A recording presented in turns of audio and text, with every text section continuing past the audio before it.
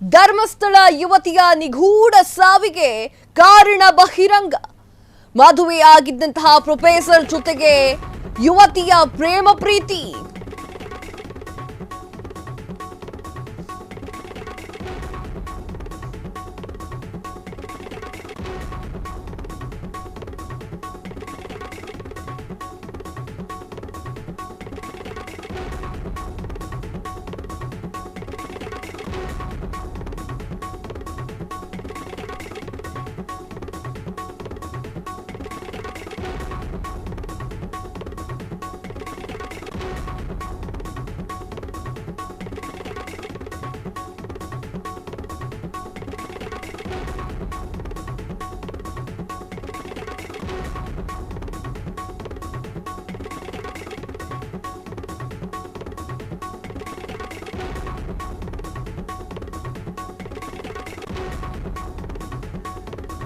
S, Dharmasthala ಯುವತಿಯ ನಿಗೂಢ ಸಾವಿಗೆ ಕಾರಣ ಬಹಿರಂಗ.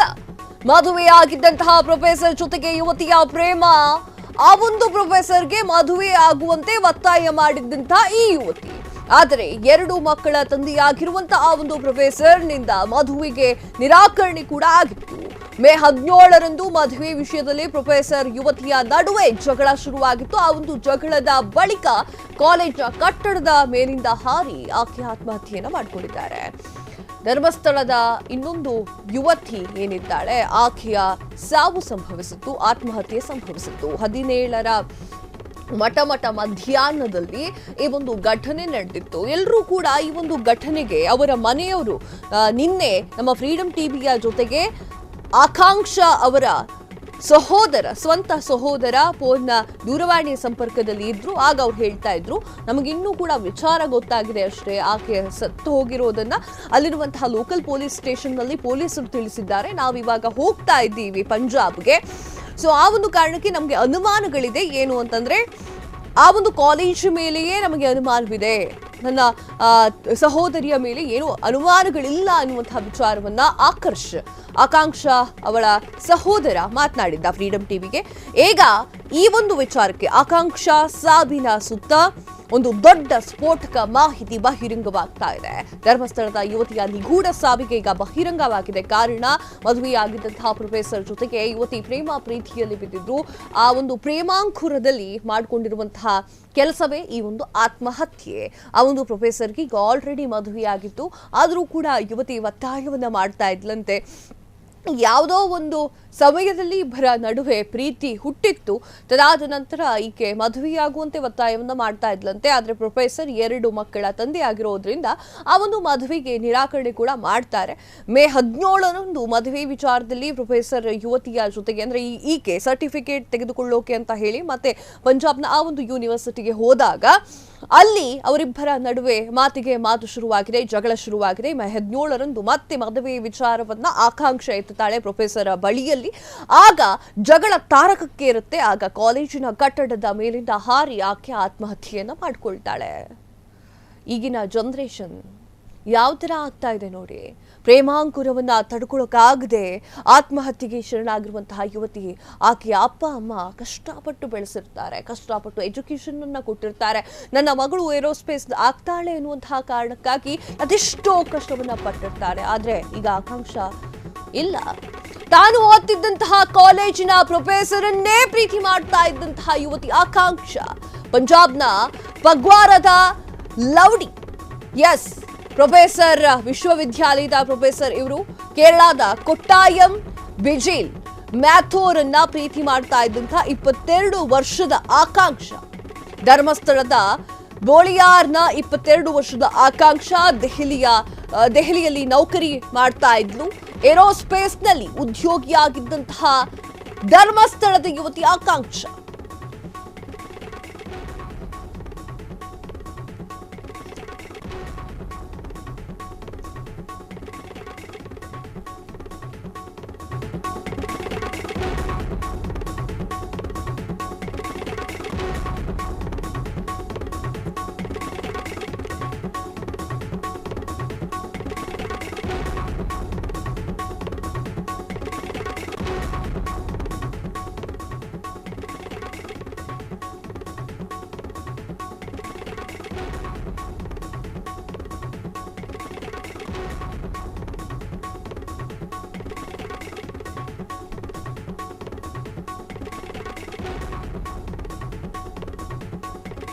ಎಸ್, ತಾನು ಓದ್ತಿದ್ದಂತಹ ಕಾಲೇಜಿನ ಪ್ರೊಫೆಸರ್ ಅನ್ನೇ ಪ್ರೀತಿ ಮಾಡ್ತಿದ್ದಂತಹ ಯುವತಿ ಆಕಾಂಕ್ಷ ಪಂಜಾಬ್ನ ಪಗ್ವಾರದಲ್ಲಿ ವಿಶ್ವವಿದ್ಯಾಲಯದಲ್ಲಿ ಪ್ರೊಫೆಸರ್ನ ಲವ್ ಮಾಡ್ತಾ ಇದ್ಲು.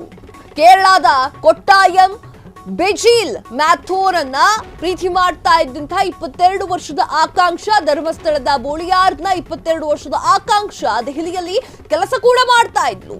ಏರೋಸ್ಪೇಸ್ ನಲ್ಲಿ ಉದ್ಯೋಗಿಯಾಗಿ ಕೆಲಸವನ್ನ ನಿರ್ವಹಿಸ್ತಾ ಇದ್ದಂತಹ ಧರ್ಮಸ್ಥಳದ ಯುವತಿ ಆಕಾಂಕ್ಷ ಈ ಹಿನ್ನೆಲೆಯಲ್ಲಿ ಮೇ 17ರಂದು ಸರ್ಟಿಫಿಕೇಟ್ಗಳನ್ನ ತರೋಕೆ ಕಾಲೇಜಿಗೆ ಹೋಗಿದ್ದಂತಹ ಆಕಾಂಕ್ಷ ಆತ್ಮಹತ್ಯೆಗೆ ಪ್ರಚೋದನೆ ಹಿನ್ನೆಲೆಯಲ್ಲಿ ಪ್ರೊಫೆಸರ್ ಮ್ಯಾಥ್ಯೂ ಅವರ ವಿರುದ್ಧವೂ ಕೂಡ ಎಫ್ಐಆರ್ ದಾಖಲೆಯಾಗಿದೆ. ಪಂಜಾಬ್ನ ಜಲಂಧರ್ ಪೊಲೀಸ್ ಠಾಣೆಯಲ್ಲಿ ಎಫ್ಐಆರ್ ದಾಖಲೆಯಾಗಿದೆ.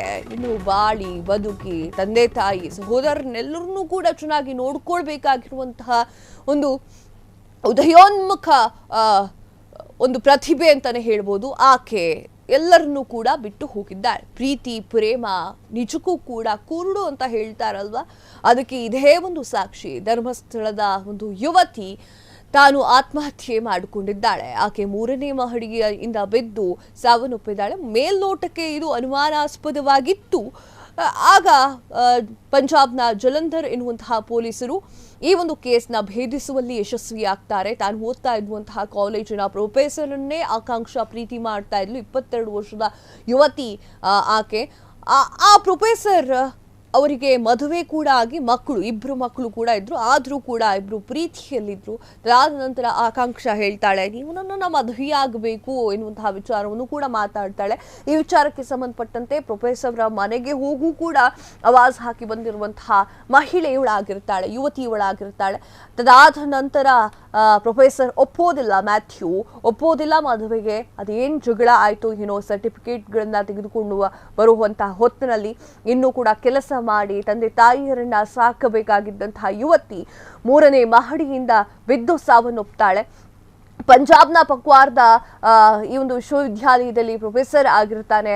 ಕೇರಳದ ಕೊಟ್ಟಾಯಂ ಬೆಜಿಲ್ ಮ್ಯಾಥ್ಯೂ ಅಂತ ಹೇಳಿ ಆತನ ಹೆಸರು. ಆತನನ್ನ 22 ವರ್ಷದ ಆಕಾಂಕ್ಷ ಪ್ರೀತಿ ಮಾಡ್ತಾ ಇರ್ತಾಳೆ. ಧರ್ಮಸ್ಥಳದ ಬೂಳಿಯಾರ್ನ 22 ವರ್ಷದ ಆಕಾಂಕ್ಷ ದೆಹಲಿಯಲ್ಲಿ ನೌಕರಿ ಹಿಡ್ಕೊಂಡಿರ್ತಾಳೆ. ಏರೋಸ್ಪೇಸ್ ನಲ್ಲಿ ಉದ್ಯೋಗವನ್ನ, ಒಳ್ಳೆ ಕೆಲಸ ಇದು, ಏರೋಸ್ಪೇಸ್ ನಲ್ಲಿ ಉದ್ಯೋಗವನ್ನ ಮಾಡ್ತಾ ಇದ್ದಂತಹ ಧರ್ಮಸ್ಥಳದ ಯುವತಿ ಆಕಾಂಕ್ಷ ಎಲ್ಲರನ್ನೂ ಬಿಟ್ಟು ಇಹಲೋಕವನ್ನ ತ್ಯಜಿಸಿದ್ದಾರೆ.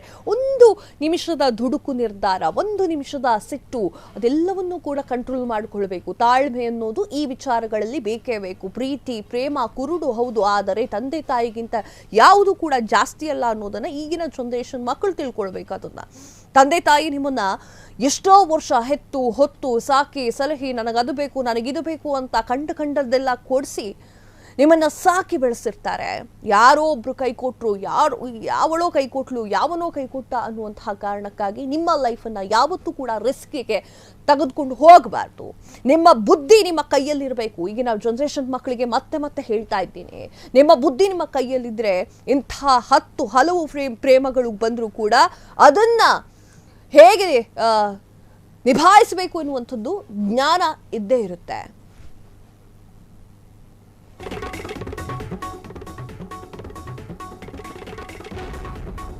ಎಸ್, ನೋಡಿದ್ರಲ್ಲ ಆಕಾಂಕ್ಷ ಯಾವ ರೀತಿಯಾಗಿ ನಿರ್ಧಾರವನ್ನ ತೆಗೆದುಕೊಂಡ್ರು ಅಂತ. ಅವರ ಆ ಒಂದು ನಿರ್ಧಾರ ಇಡೀ ಅವರ ಕುಟುಂಬಕ್ಕೆ ತುಂಬಲಾರದ ನಷ್ಟ. ಇನ್ನೂ ಕೂಡ ಮದುವೆಯಾಗಿ ತನ್ನ ಸಂಸಾರವನ್ನ ಸಾಗಿಸಬೇಕಾಗಿದ್ದಂತಹ ಆಕಾಂಕ್ಷ ಎಲ್ಲರನ್ನೂ ಬಿಟ್ಟು ಇಹಲೋಕವನ್ನ ತ್ಯಜಿಸಿದ್ದಾರೆ. ಪಂಜಾಬ್ನ ಜಲಂಧರ್ ಪೊಲೀಸರು ಈಗ ಎಫ್ಐಆರ್ ದಾಖಲೆ ಮಾಡಿದ್ದಾರೆ ಮ್ಯಾಥ್ಯೂ ಮೇಲೆ. ಅದೇ ಪ್ರಚೋದನಕಾರಿ ಎನ್ನುವಂತಹ ವಿಚಾರದ ಮೇಲೆ ಎಫ್ಐಆರ್ ಅನ್ನು ಕೂಡ ದಾಖಲೆ ಮಾಡಲಾಗಿದೆ. ನೋಡಿದ್ರಲ್ಲ ವೀಕ್ಷಕರೇ, ಧರ್ಮಸ್ಥಳ ಎತ್ತ ಪಂಜಾಬ್. ಧರ್ಮಸ್ಥಳದ ಯುವತಿ ಪಂಜಾಬ್ನಲ್ಲಿ ಓದ್ತಾ ಇರ್ತಾಳೆ. ಕೊಟ್ಟಾಯಂ ಕೇರಳದಲ್ಲಿರುವಂತಹ ಹುಡುಗ ಅಲ್ಲ ಪುರುಷ, ಆತ ಪ್ರೀತಿ ಪ್ರೇಮ ಬಲೆಗೆ ಬಿದ್ದು ತನ್ನ ಪ್ರಾಣವನ್ನೇ ಕಳ್ಕೊಂಡಿರುವಂತಹ ಆಕಾಂಕ್ಷ. ಕ್ಷಣದ ಸುದ್ದಿಗಳಿಗಾಗಿ ಫ್ರೀಡಂ ಟಿವಿ ಸಬ್ಸ್ಕ್ರೈಬ್ ಮಾಡಿ, ಲೈಕ್ ಮಾಡಿ ಹಾಗೂ ಫಾಲೋ ಮಾಡಿ. ಹೊಸ ಸುದ್ದಿಗಳ ನೋಟಿಫಿಕೇಶನ್ಗಾಗಿ ಬೆಲ್ ಐಕಾನ್ ಮೇಲೆ ಕ್ಲಿಕ್ ಮಾಡಿ.